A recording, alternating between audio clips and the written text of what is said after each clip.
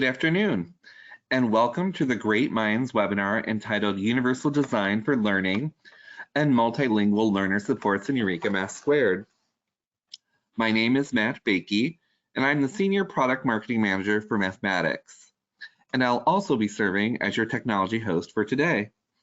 We are extremely excited that you could join us for this highly relevant topic, and we have assembled a blockbuster panel of math experts to share their knowledge with you. Before I introduce the panel, I wanted to go over a few housekeeping items about today's session. First, we encourage all participants to participate and send in your questions. On the right-hand side of your screen is the control panel. Please enter your questions by selecting the question mark icon and entering those into the Q&A panel. We will address as many of those as we can at the end of the webinar. For questions we don't have enough time to respond to, we will compile those and respond to them in a follow-up email to all participants. This session is also being recorded, and it will be made available to you within 2 to 3 business days following today's session. And lastly, should you encounter any technical difficulties during the session, please click on the information icon for assistance. The information icon can be found at the bottom of your control panel next to the red arrow. Now, on to the presentation. I am so pleased to introduce you to our blockbuster presenters today. Together, they have logged in more than thousands of hours in the classroom and have shared their experiences in developing and delivering our Eureka Math² program. Our first presenter is Mary Christensen-Cooper. Mary is a senior curriculum developer specializing in supports for multilingual learners.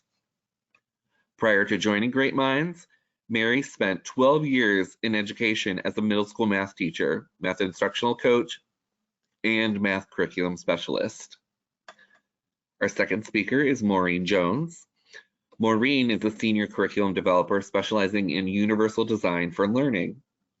Prior to joining Great Minds, Maureen spent 20 years in education as a classroom teacher and as a faculty member at the Johns Hopkins University Center for Technology and Education, where she provided professional development to K-12 teachers and leaders. And our final speaker is Paula Sokolik. Paula is an implementation support specialist supporting school districts across the country with Eureka Math and Eureka Math². Prior to joining the team at Great Minds, Paula spent 21 years in education working with K-8 teachers, including 15 years working closely with teachers and administrators as an instructional coach. Now that I have introduced this panel of expert mathematicians, I will turn it over to Mary to kick off our session and go over the agenda. Mary? Thanks so much, Matt. We are so excited to share with you all how Eureka Math² supports all learners by design. To do that, we'll start our webinar with Maureen helping us to gain a common language around universal design for learning. Then, before we close, we'll dive into the instructional design elements and margin boxes that serve to support all learners. Jill Dinnes, our Chief Academic Officer for Mathematics, says that Eureka Math² builds confidence and joy as students see the beauty and practicality of learning the conceptual knowledge behind every math problem. But do you wonder how Eureka Math² builds confidence and joy in mathematics? We do this by building off of our belief that every child is capable of greatness. Every child being capable of greatness comes to life in Eureka Math² with increased engagement, teachability, and accessibility. We have defined accessibility as ensuring all students have access to grade-level content by leveraging CAST's universal design for learning principles and applying the latest research on supporting multilingual learners. Now, Maureen will help us gain a common language around the universal design for learning principles.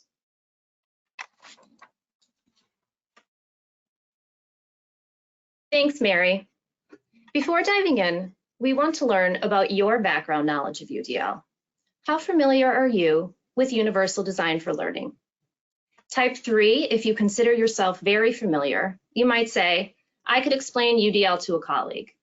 Type 3, if you consider yourself somewhat familiar, you might say, I've heard of UDL and can think of some examples. And type 1, if you're not familiar with UDL, you might say, I have not heard of UDL prior to this webinar.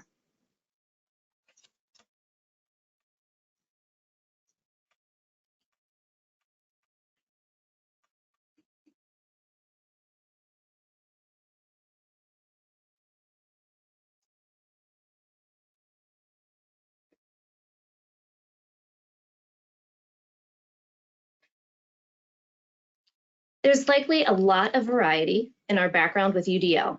For some of you, the first few slides will be a review, and for some, you might learn something new. Now I'll ask a few more questions, but this time just think about your experiences. Have you ever used automatic doors?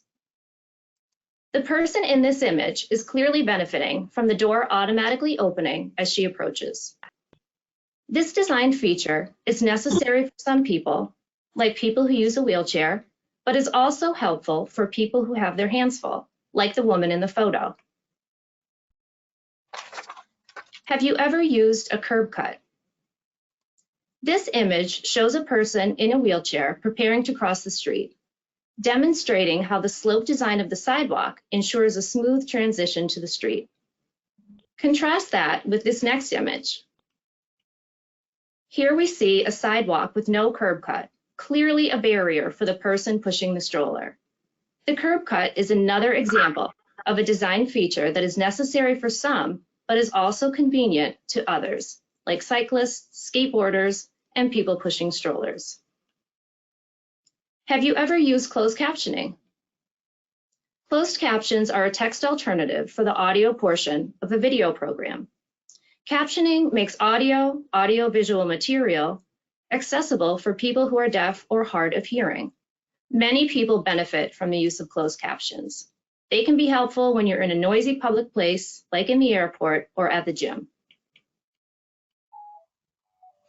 These are all examples of a concept that originated in architecture.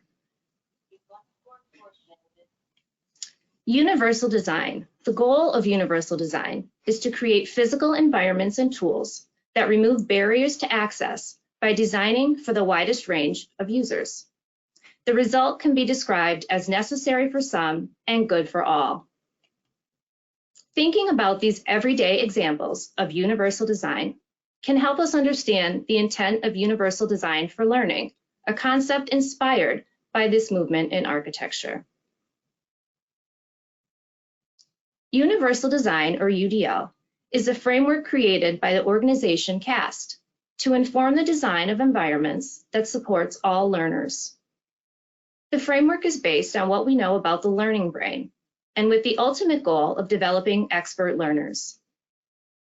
According to CAST, there are 3 large brain networks involved in the learning process. The affective networks, or the why of learning, the recognition networks, or the what of learning, and the strategic networks, or the how of learning. Understanding these broad learning networks can be helpful when designing learning experiences. What we also know is that there is no average brain. According to CAST, variability is the dominant feature of the nervous system. We can call this predictable learner variability. Just like architects design for the widest range of users, Eureka Math²'s writers designed for the widest range of learners. To get learners engaged and motivated to learn, we asked, how can we provide choice, address student interest, and arrange for students to self-assess and reflect? To ensure all information could be perceived and understood by all learners, we asked, how can we use a variety of strategies, instructional tools, and methods when presenting information and content? To ensure all students could participate and show what they know, we asked, how can we offer a variety of tools, allow for different ways to demonstrate learning, and support organizational skills and self-monitoring? To answer these questions, we turn to CAST's UDL guidelines, shown here, to put what's known about the learning brain into practice. For the rest of our presentation, we'll share examples of how we honor learner variability and remove barriers to learning through our proactive instructional design. So let's recap. Universal Design for Learning was inspired by the movement in architecture. It's based on the 3 brain networks involved in learning and predictable learner variability, and the guidelines help us apply these ideas. Finally, UDL is based on research in education, cognitive science, psychology, and neuroscience.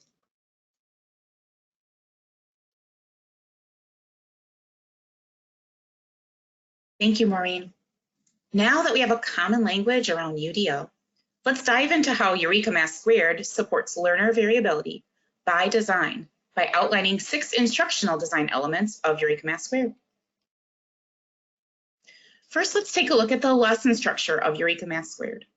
Across all grades, each lesson in Eureka Math² starts with a fluency activity before the main lesson body structure of launch, learn, and land.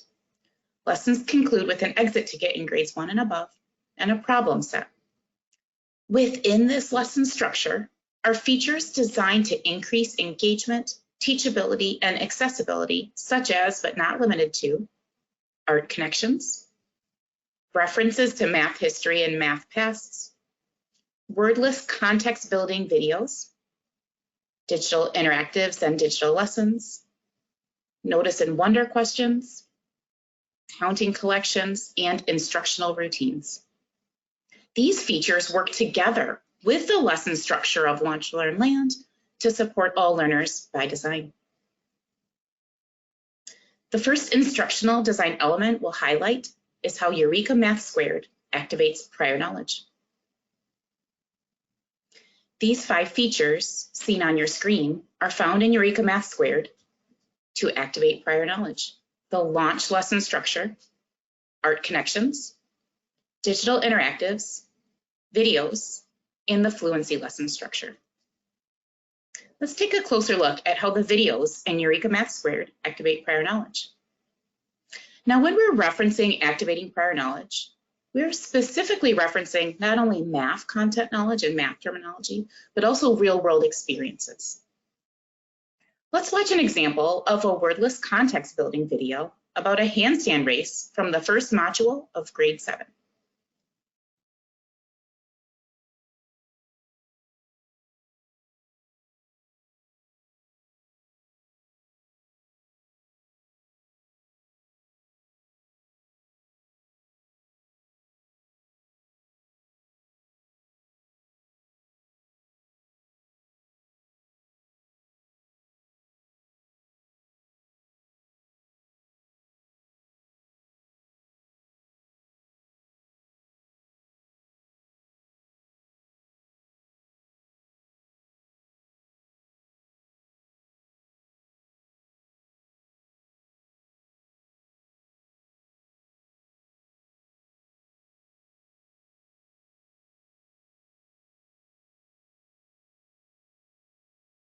As the video played, what did you notice?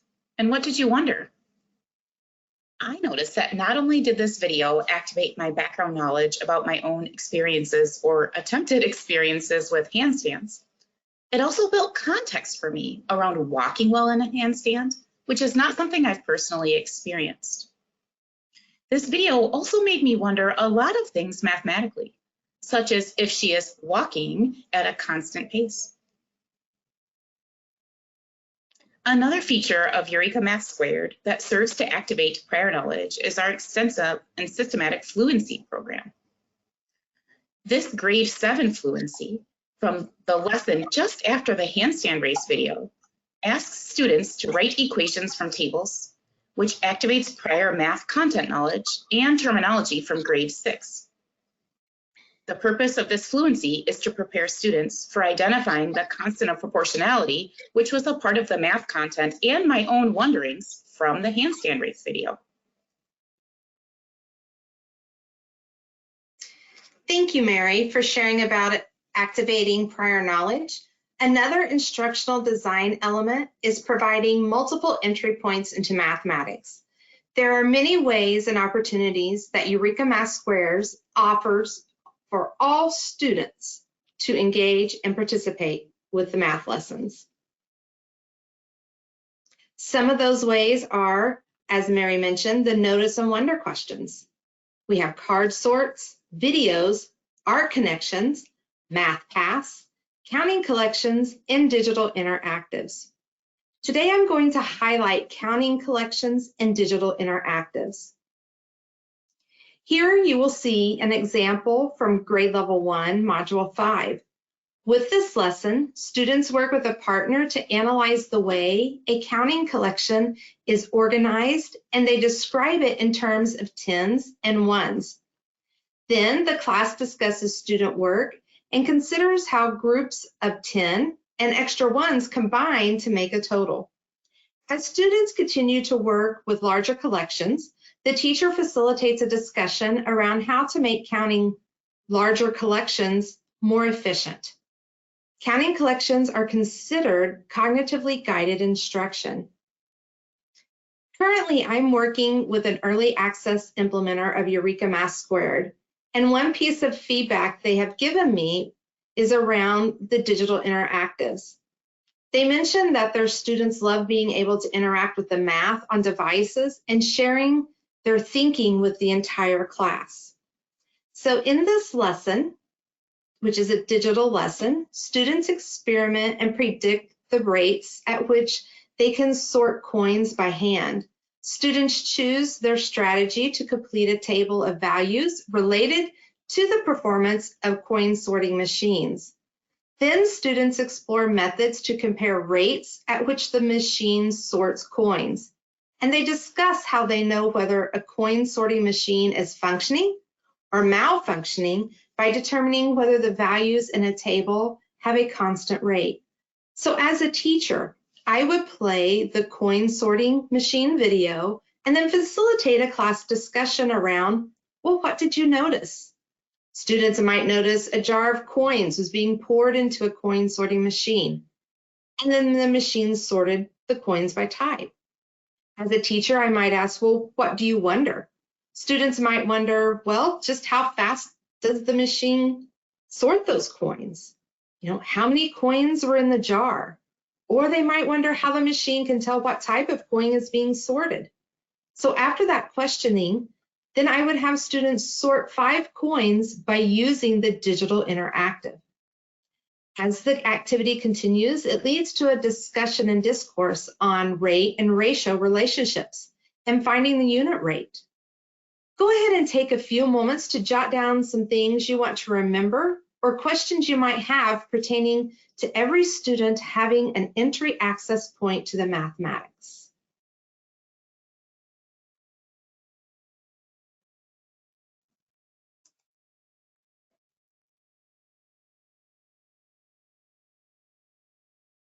Thank you, Paula, for sharing examples of students having entry points into the mathematics. Another instructional design element in Eureka Math² is using clear and concise student-facing language. Eureka Math² uses clear, concise student-facing language in a number of ways, with the predictable language in our instructional routines, with our focus on readability, within launches, and with terminology support. Let's zoom in on our focus on readability of the student-facing documents in Eureka Math², especially at younger grades, as shown with this grade 1 example. Districts using Eureka Math² this school year have already given feedback about how powerful this clear, concise language has been for their students. Users have specifically highlighted features you can see in this grade 1 problem set: increased white space, the removal of unnecessary words, the increased use of decodable words, and the use of visuals to support words that are not decodable. You can read more about Eureka Math²'s focus on readability on our blog.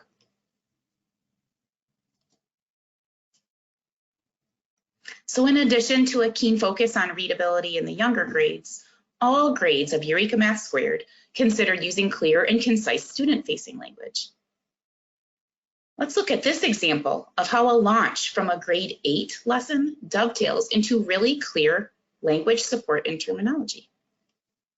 Here's a snip from the end of a launch segment around a math pass about Archimedes.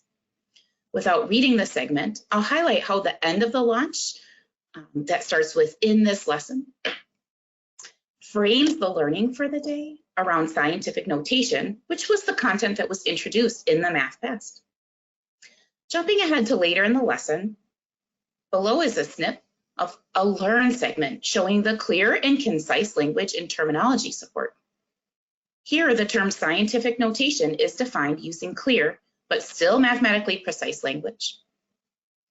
Then the language support box that you see on the screen is strategically placed to offer visual support using the phrases from the definition of scientific notation. The next instructional design element we will highlight is providing strategic active processing time. Eureka Math² provides strategic active processing time in several ways, with prompts that promote metacognition, within our instructional routines, and with strategically placed turn-in talks and think pair shares. Featured first are the instructional routines in Eureka Math². Curriculum developers embedded instructional routines within lessons to drive student-to-student discourse. Here is an example of the routine Take a Stand from a grade 7 lesson just before the handstand race video that we watched earlier. Now, without reading this entire segment, I'm going to note a few things. Students are given processing time to make their choice individually before being asked to discuss with their groups. After this whole class discussion, students then put their thinking into writing in the classwork. This instructional routine provided students with ample strategic active processing time before they were asked to write.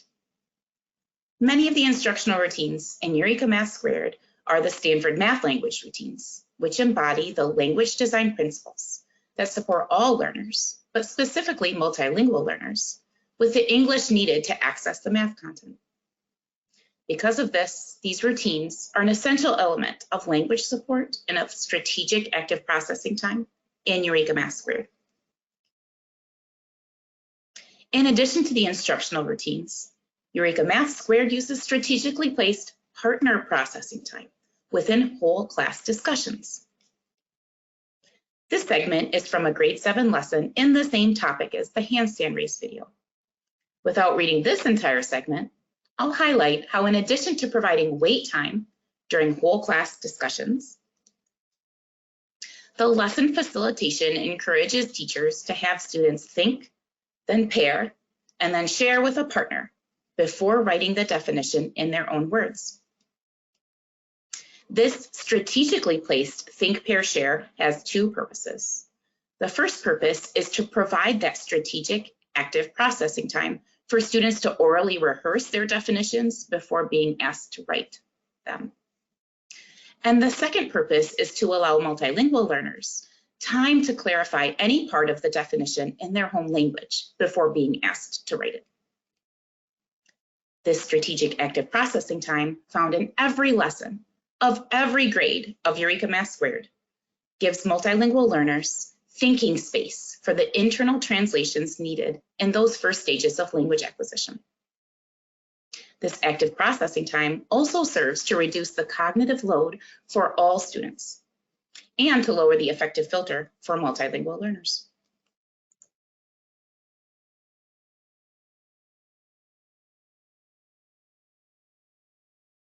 Thanks for providing those examples of active processing time, Mary.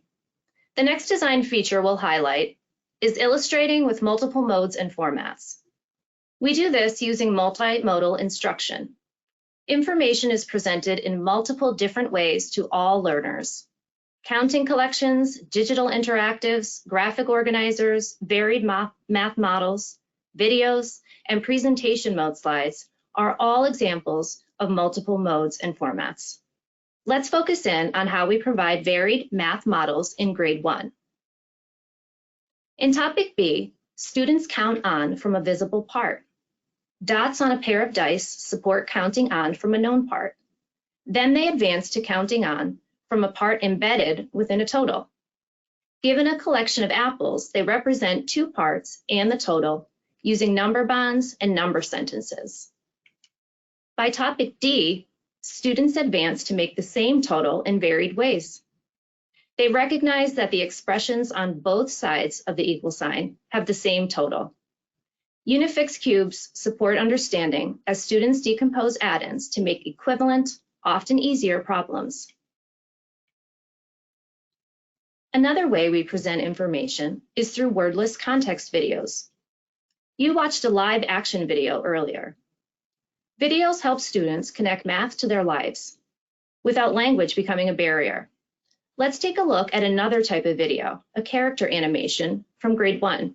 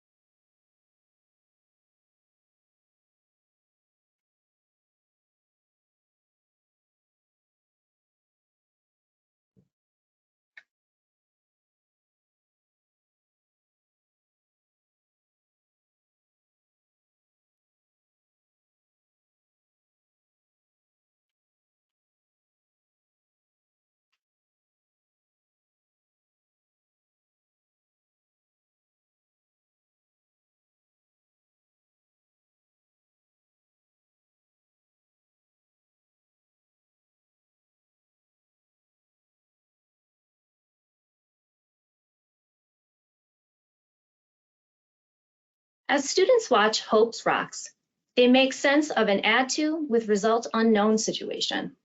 Presenting the problem this way is an alternative to the typical written word problem.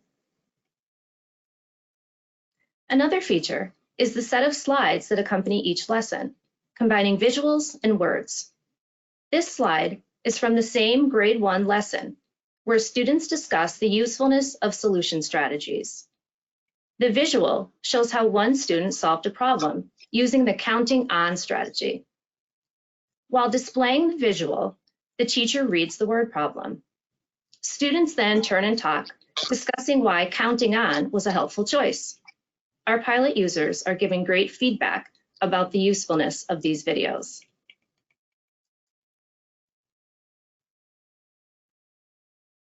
Thank you, Maureen, for sharing about all the wonderful modes and formats for students to engage with Eureka Math. Our sixth instructional design element is intentional strategic review opportunities. Eureka Math² has embedded several opportunities for strategic review through fluencies, practice partners, or recaps, and practice problems. One of these opportunities is through practice partners for grades 1 through 5. That is found in the Apply book. And lesson recaps for grades 6 through Algebra 1, found in the Learn book. For kindergarten, Family Math provides at-home math activities. Practice partners for grades 1 through 5 and the recap for grades 6 through Algebra 1 provide students with a summary of each lesson along with example problems with thought bubbles to help students solve the extra practice problems. I like to think of the practice partner and recaps as a scaffold help to promote cognitively guided instruction. Other options for strategic practice come in the form of what we call remember problems within the practice problems. Remember problems builds on fluency skills and is part of supporting retrieval of information from things that students have previously learned. In grades 1 and 2, remember problems occur very often. In grades 3 through Algebra 1, remember problems occur at the end of each practice. Remember problems focus on students building grade level fluency. They also focus on problems that are analogous to a previous exit ticket within the module. Another focus is that problems in the Remember section anticipate upcoming content using prior grade level or levels material, or maintain grade level content by practicing previously learned material. Also for grades 6 through Algebra 1, we have mixed practice sets. There are 2 sets per module. Mixed practice sets are another form of distributed and interleaved practice. With fluencies, practice partners, and/or recaps, and the remember problems, there are ample opportunities for students to get extra practice with concepts. And these are the 6 ways Eureka Math² supports all learners by design.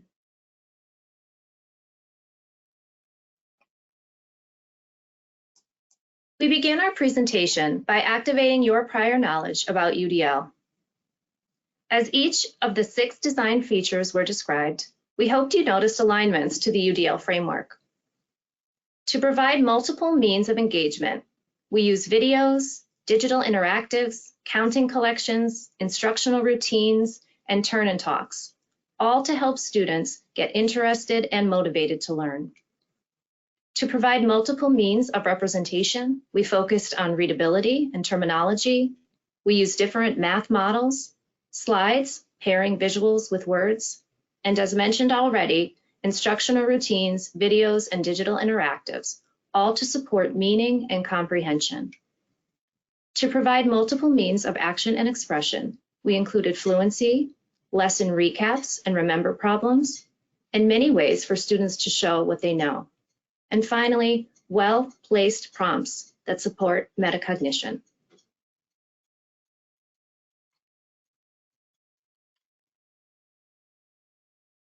To build off of what Maureen just highlighted, nestled under the language and symbols checkpoint in UDL guidelines is support for multilingual learners. The instructional design of Eureka Math² supports multilingual learners by applying the components of the Sheltered Instruction Observation Protocol, or SIOP, which is seen in the center of your screen. Sheltered instruction is an approach to teaching multilingual learners, which integrates language and content instruction. The phrase sheltered instruction, the original concept, and the underlying theory of comprehensible input are all credited to Stephen Krashen. All 6 of the instructional design elements we introduced align to one or more than one of the 8 components of SIOP. For example, Eureka Math²'s approach to activating background knowledge aligns with SIOP's building background component. Eureka Math²'s approach to using clear and concise student-facing language, along with providing strategic active processing time, aligns with SIOP's comprehensible input component. And although this is not an exhaustive list, I will end by highlighting how Eureka Math²'s approach to providing multiple entry points and illustrating with multiple modes and formats aligns with SIOP's strategies component. Now that we've highlighted how Eureka Math² was written to honor and UDL and supports for multilingual learners, let's take a quick look at the additional supports found in the margin boxes. I will begin with a short discussion around the language support margin boxes in Eureka Math². Then I will turn it over to Maureen to do the same for the UDL margin boxes. The suggestions found in the language support margin boxes account for learner variability and offer suggestions for the predictable needs that a multilingual learner may have in a mathematics classroom. Let's take a look at the guiding framework for language support margin boxes in Eureka Math². In general, language support margin boxes provide ideas to support students with receptive language, which is reading and listening, and productive language, which is speaking and writing. Inherently, any curricula is heavy on receptive language, reading and listening. The supports offered in the language support margin boxes provide point of use supports that balance receptive and productive language. This margin box that you see on the screen is from a grade 5 lesson. Take a moment to read the box.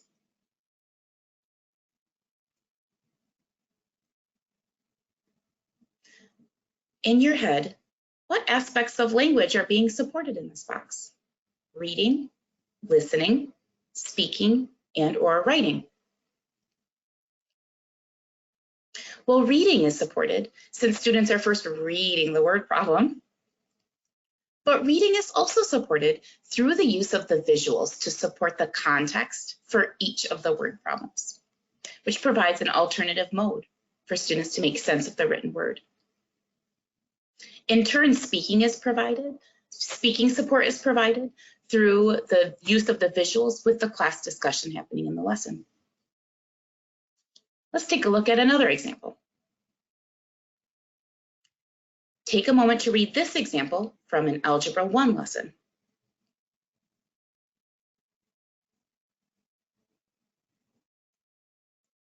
Which aspects of language are being supported here? Reading, listening, speaking, and/or writing. We see the verb explain in this box, but let's look at an image of this talking tool that's referenced in the box to dig deeper. The talking tool in Eureka Math² supports students with speaking through the use of the provided sentence frames and sentence starters in specific categories. But the talking tool also supports students with listening to other students as the sentence frames and sentence starters become familiar to students through frequent use. The talking tool can also support writing as students begin to transfer these sentence frames and sentence starters into their constructed responses in math class. The talking tool is referenced in every grade of Eureka Math² and is available printed in the student edition. Check out the blog post on the Great Minds website for a complete detailed description of how the language support margin boxes work in tandem with the 6 instructional design elements to support multilingual learners in the mathematics classroom.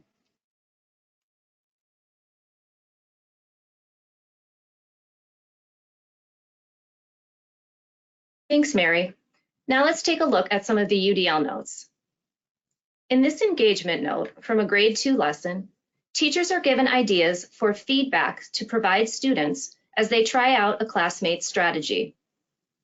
Encouraging students to consider a peer's success and connecting this to the potential for their own success provides options for self-regulation by strengthening students' belief in their own abilities. In addition to this type of feedback, engagement notes suggest providing choice, connecting to students' interests, fostering peer collaboration, and facilitating coping skills to support perseverance. This representation note from a grade 8 lesson encourages teachers to have students discuss what they know about squares and cubes, and then post the examples in a chart. This presents information using both visuals and words, and it can serve as a reference tool for later use. The discussion activates the prior knowledge needed to engage with the overarching goal of the lesson, factoring and using the properties of exponents to simplify numerical expressions. Other representation notes prompt teachers to incorporate hands-on experiences, highlight or annotate important details, use graphic organizers, and provide processing time. This is an action and expression note from a grade 3 lesson, where students practice the break apart and distribute strategy by tracing and shading an array on grid paper. The note reminds teachers that there are other acceptable ways for students to show what they know, since tracing and shading may pose fine motor challenges. They're encouraged to offer students different materials, like tiles and larger grid paper, for completing the array.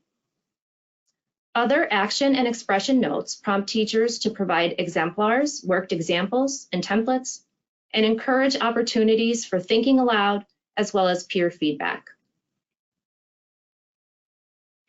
In addition to the 6 design features and the point of use UDL margin notes, the thinking tool is available in the Learn book to support executive function and help develop expert learners. It provides questions students can ask themselves before, during, and after a task, and at the end of a day's instruction. The thinking tool prompts students to engage in reflection and to think about their thinking. To see more examples of UDL alignment in lessons, please check out our blog. And to learn more about UDL, you can visit cas.org. We hope you gained an understanding of how Eureka Math² supports all learners by design. Thanks for joining us today.